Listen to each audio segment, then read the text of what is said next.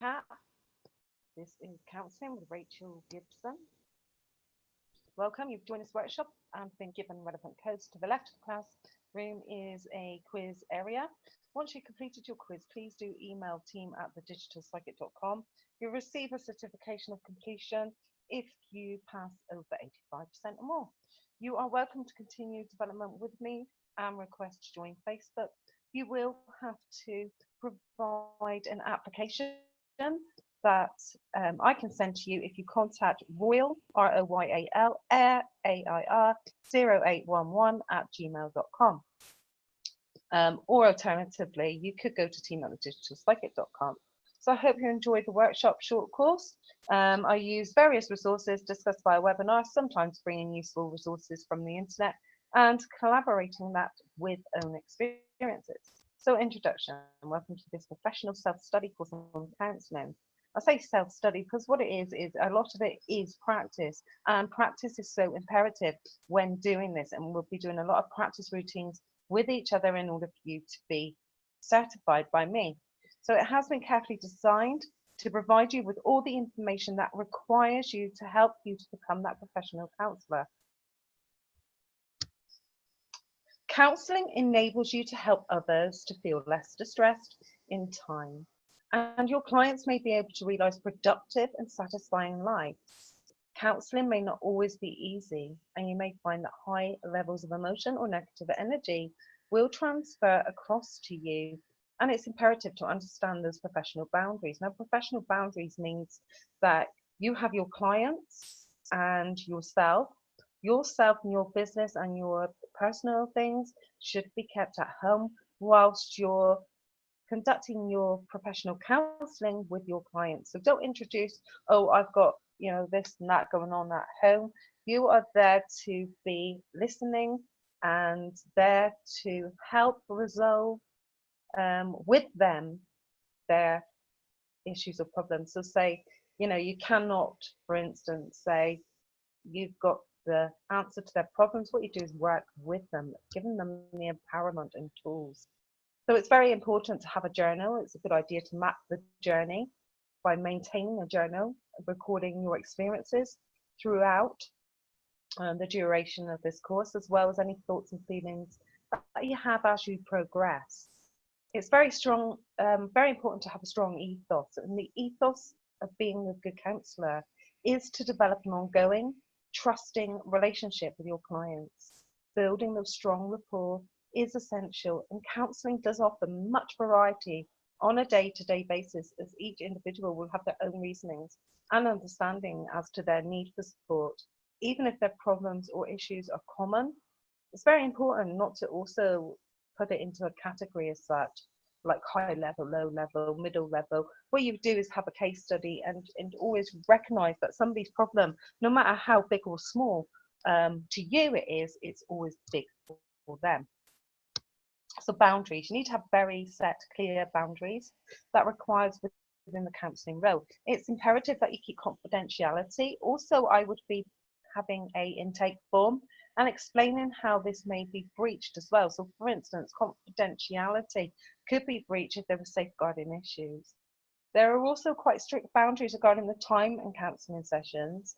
And what happens is we tend to do these within 20 to 40-minute time frame. And this is because what could happen is you could actually cause more damage to your client by having too much time and then spilling all their problems out, and then it's really hard to bring back the fishing rope or a fishing rod, because the more you pull out that string, it's harder to wind it back. So it's really, really important to do things in bite sizes. So appointments, the longest would go up to say 50 minutes. Don't exceed someone's expectations. Counselling sessions are about working on underlying issues. It's imperative to clarify to a client that it takes time for those results to occur. And so therefore you couldn't really give a time frame of how many sessions they would require. What you would do in your initial first session is discuss that you don't know how long it's going to take. Be very honest and upfront and realistic with costs and stuff like that, because it's hard to know how long they're going to need, and it's for them to lead it really as well. So what you would do is plan your session, engage the client, ensure that they feel comfortable so they're able to speak up openly, honestly, and assisting the client to have a deeper exploration into their issues, assisting that client to make sense of their problems. You would assist the client in the release of their emotions, assist the client so they can begin to deal with any outstanding problems. And you would encourage the clients to give you feedback as well. And also, it's really healthy to do evaluations as well. So at the end of the session, you can say, oh, we're going to evaluate this. This is what happened. This is what occurred. What's your feedback? So that you can also learn as well, because it's not just about helping them. It's also reflective practice for yourself too. As a counsellor, what you need to be doing is being extremely professional, but also reflecting your own practice at the end. So it's good to also have feedback from your clients so that you know if you're suitable for their needs. And that way you can tailor the approach and methodology.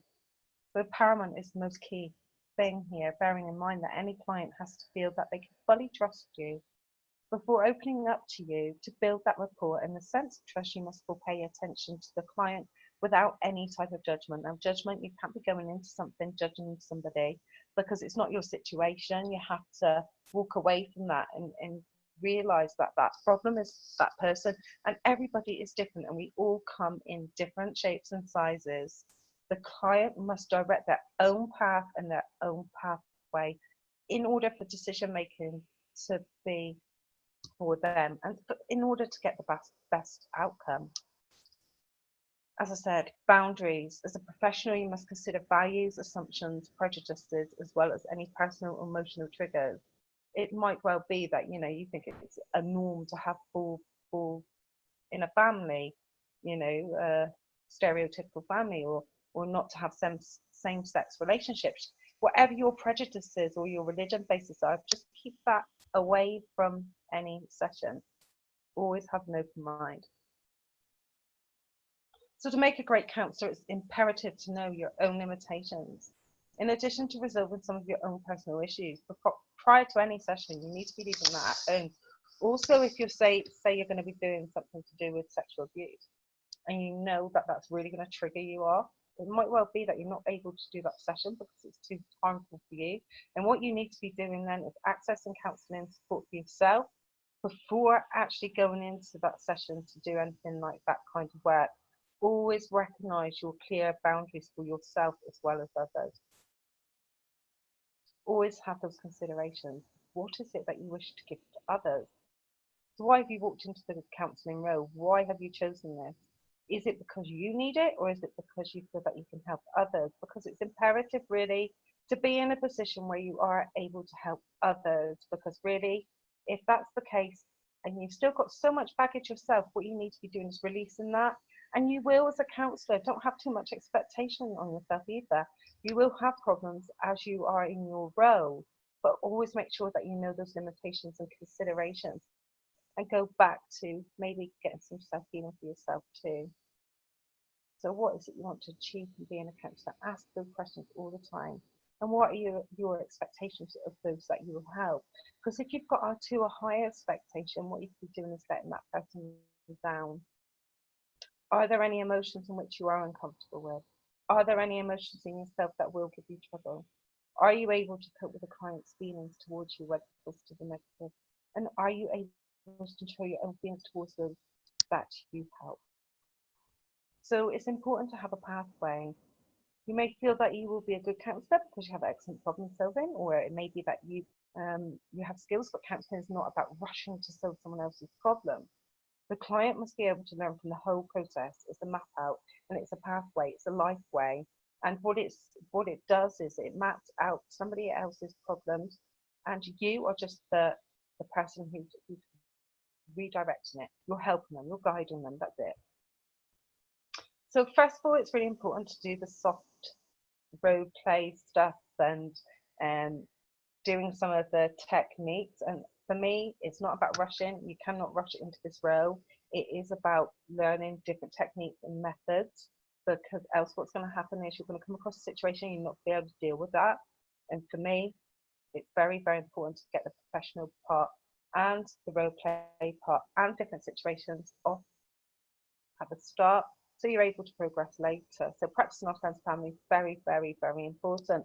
Listening intensively. And you'll notice if you have a tendency to rush in as well. It's very important to practice that. It's very important to build a rapport, building those relationships, and having a natural process as well. And being yourself is very, very, very key. So if you fail to listen fully to the client, you may simply feel that your former problems and their current issues are one and the same and easy to resolve. You cannot go in like that, because what happens is, what you're going to do is resolve the issue your way, and it won't necessarily fit your client's way. It has to come from them. Because what happens is they can need you to try to influence the client in a way that isn't beneficial. So when you first start counselling others, you may find that quite difficult. Okay, and that's what training is about. So you need to be finding ways to listen, observe, and things like that. Because what happens is you could miss that vital bit of information that could be key to the link of solving whatever problem it is for themselves. Make sure you don't push any thoughts on them, and any concerns or issues. What you do is put that to one side, and you can actually stay focused, write it down without the person feeling uncomfortable. So we did this training one-to-one, and have you been to a counsellor? We discussed that, and we practiced on each other. Then we went into stress, managing stress. What does stress feel like? And if you haven't done that prior slide here, and you haven't actually practiced, please do contact me at thedigitalpsychic.com or Royal, ROYAL AIR 0811@gmail.com. For stress, managing stress is very, very important. What does stress feel like? It feels very different for one person to another, because some people might not eat, some people might overeat, some people might get panic attacks, some people might lose extreme lots of weight, some people might get ill.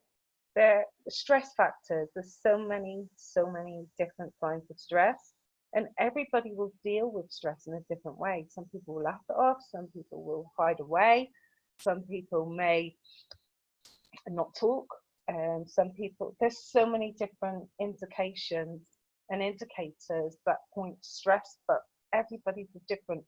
So it would be really, really important, whilst you're getting to know your client, to ask that question: what is your stress factor? 1 to 10, how stressed are you feeling? First of all, okay. How do you know you're stressed? What things happens to you when you're stressed? What does your body tell you when you're stressed? Asking those questions. So what you're doing is identifying those indicators, those factors, and then you know your client a lot better. So stress, according to American Psychological Association, the top stresses for most people are money, work, family, responsibilities, health problems of self and of the family members, economy. There was 44% of Americans that felt more stressed than they did 5 years ago. And this was done in 2007 though. And no doubt that's gone up, flying up. And 1 in 5 people in the US experienced at that time extreme levels of stress, and 3 out of 4 visits to the doctor were stress related. And that was done by the Stress and Depression 2004 by Leonard Brown S. Psychotherapy and Counselling for Depression 2007 by Gilbert P. So mental health, there's 60 million people in the UK that experience mental health issues, and 1 in 4 adults will experience a mental illness at some point. Each year in the UK, this ranges from anxiety and depression to alcohol dependency and substance misuse and psychosis. Right, what I did, you must probably thought, why did you do that? And if you haven't done it yet, it's okay. Please do contact me. You can join our chat areas once you've filled an application form out and provided relevant ID. We did this paperclip exercise and I asked you what you would use it for, and people come up with some fabulous ideas. Now you might have asked, why would I be asking what is the use of a paperclip? Well, I used to work voluntary for Mind, which is a mental health organisation, and we use this exercise amongst young people, And it was really, really good because what you could actually see just by asking that question is if somebody is stressed or angered. You could see personality throughout it because some would self-harm with the paperclip. Some would hurt somebody. Some would say they'd poke somebody in the eye. From that, what you can develop is a picture of that person's mind, because what you're doing is you're collating information of the person without them knowing about it. Simply asking them the question actually gives us enough information to know exactly how they're feeling at that time. So just a simple question or technique like this, actually you're building a picture of what your client is like. The relationship between the counsellor and the client can be a very powerful one. Okay, those boundaries, you hear me going through like this for most probably every single one I do, but boundaries is so important. You are in a very, very powerful situation, and we have to be very, very clear from the off that we have to respect those boundaries and never abuse our position of trust. Now, we're going to talk about empathy today. Empathy is an integral part of being there for clients. What is empathy? It is awareness of the feelings and emotions of others. It is a key element of emotional intelligence, and it's the link between us and other people. Empathy is everything in counselling. You need to be giving them time to think, take time to listen, to comprehend, understand, and understanding that from the client's perspective, using very short responses. Okay, thank you. Gearing your responses to the client, but always being yourself. You have to use what is classed as appropriate language and always by responding. So if somebody's talking to you, you don't want to just sit there and go, okay, and then leave it whilst they carry on talking. What you have to use is intervention, intervening, by saying, okay, so what you've just said is you're not happy today. Okay. And then allow them to carry on talking. It's just relaying it back. Responding is important. When you move into your counselling role, you must be authentic. You must be you. And you must be who you appear to be as well. Because people will see right through you. It is so important to be yourself. The worst thing to do is put on a fake voice, fake position, fake anything, because that person's going to see through it. And dialect's very important as well. Use language that they understand. So if you're talking to somebody who's in a real predicament and you're talking all different posh words and, how are they going to relate to that? How can they understand what you're saying? If you're talking textbook, talk with clear, concise language that they understand. Now, cognitive empathy allows us to appreciate the way that someone else is feeling without feeling them or losing them in a relationship with empathetic responses. It's very important, very, very important to use reflective practice and observation. What happens is sometimes you might be in a situation with the client and you may find sometimes that you get those mixed signals.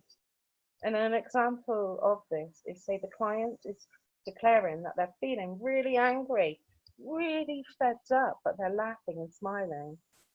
When you reflect on observation, you mention that they have discussed or a very serious or difficult situation, one which must be emotional, and yet they're smiling.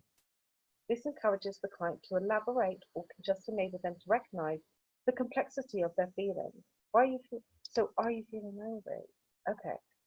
But you're laughing. Oh, is it funny? It's the reflective practice and observation. But allow them to just be themselves without you patronizing them. And it's really important, that word patronizing, not to patronize your client, but just to look out for those mixed signals. If the person is angry, why are they laughing? It could be that they've got a nervous disposition and they're laughing. But that's very important, to reflectively practice and observe. What I'd like you to do straight away now, if you are in Messenger, is get into pairs, role play, look at the language used, write down all language, and do a video call and watch and observe all body language. And I'm going to go in there, I'm going to just have a discussion about empathy, what empathy is, how you're going to use it, and how you're going to develop this.